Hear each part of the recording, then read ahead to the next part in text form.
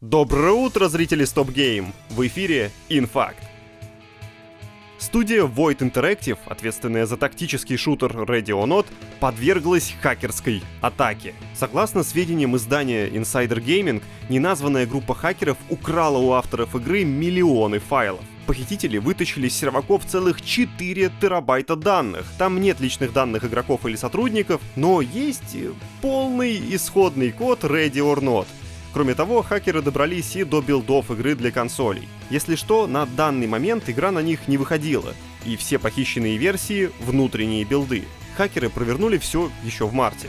Они украли больше 2 миллионов файлов, а теперь требуют от Void Interactive денег. Компания на происходящее пока никак не отреагировала.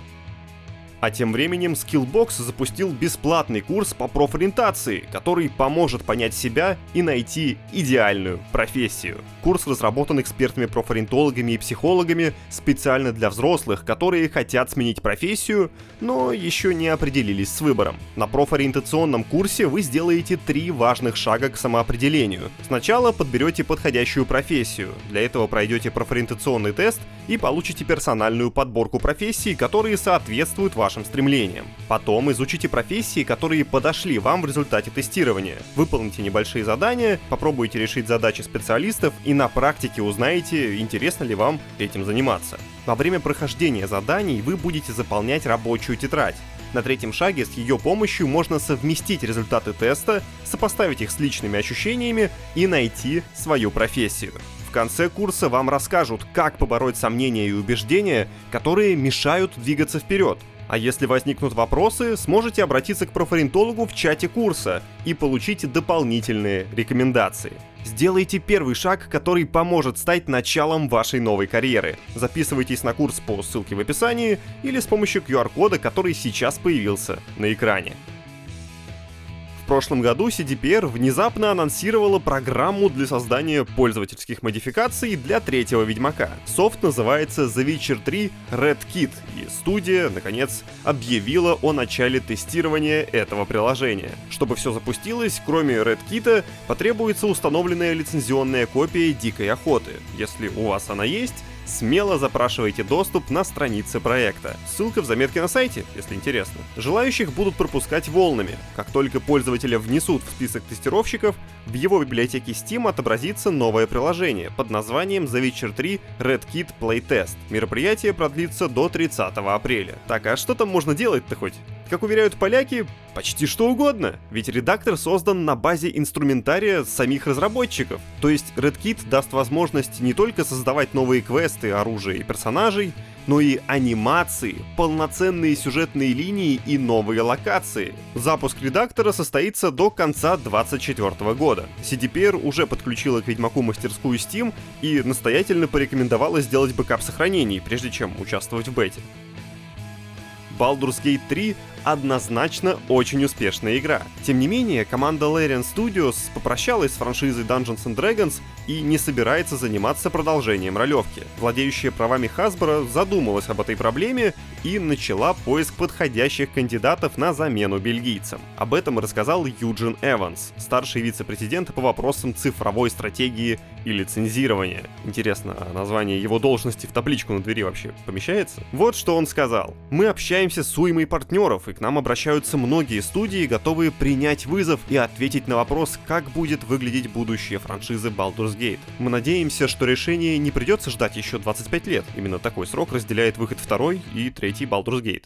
Hasbro готовит целую линейку игр по D&D, которые должны начать выходить в ближайшие 5 лет. Они охватят все жанры и заглянут на все платформы. Что касается Larian, то она уже вовсю трудится над новым проектом и продолжает поддерживать 3-ю Балдуру обновлениями. В будущем игра получит дополнительные злые концовки и обзаведется официальной поддержкой модов на всех платформах. В Take-Two Interactive пройдет волна сокращений. Об этом сообщили издания Reuters и Bloomberg. Также холдинг принял решение отменить несколько неназванных проектов, находящихся в разработке. Под увольнение попадают 5% сотрудников. Кажется, что это не так много, но так как штат компании по состоянию на март 23-го насчитывал 11 580 человек, то эти 5% превращаются в почти 6 сотен специалистов. Таким образом, Take-Two планирует сберечь до $200 миллионов, из которых 35 связаны с расходами на работников, 25 освободятся после отказа от части офисов, а оставшиеся 140 лямов вернутся из-за отмены проекта. До выхода Ghost of Tsushima на ПК осталось совсем немного, и Nixxes Software, которая занимается портированием игры, решила огласить некоторые подробности о порте. Студия опубликовала системные требования и рассказала о работе кооперативного режима Legends. Кроме того, Призрак Цусимы станет первым ПК-тайтлом с оверлеем PlayStation. Сначала насчет системок. Вот они, ищите свои железки. Надеюсь, что обнаружили их где-то под ультра настройки. Теперь насчет оверлея PlayStation. Специалисты Sony создали его специально для своих ПК-проектов, и сначала он поселится в самурайском экшене. Вызвать его получится через меню внутри игры или нажатием Shift плюс F1. В оверлей зашли трофеи, список друзей, настройки и профиль юзера. Чтобы получить ко всему этому доступ, необходимо войти в аккаунт PlayStation Network. Если запариваться с оверлеями не хочется, можно всего этого и не делать. Ничего не сломается. У Ghost of Tsushima на ПК и на плойке одинаковый набор достижений. Можно разблокировать ачивку на PS5, зайти в свою учетную запись PSN на компе и обнаружить открытые трофеи в ПК-версии тайтла. Достижения EGS и Steam тоже на месте. Что касается режима Legends, то его оснастили поддержкой кроссплея, поэтому ПК-бояре смогут отправиться в бой вместе с владельцами PlayStation и даже разговаривать с консольщиками через внутриигровой голосовой чат. Но тут в учетку PSN все-таки нужно будет зайти.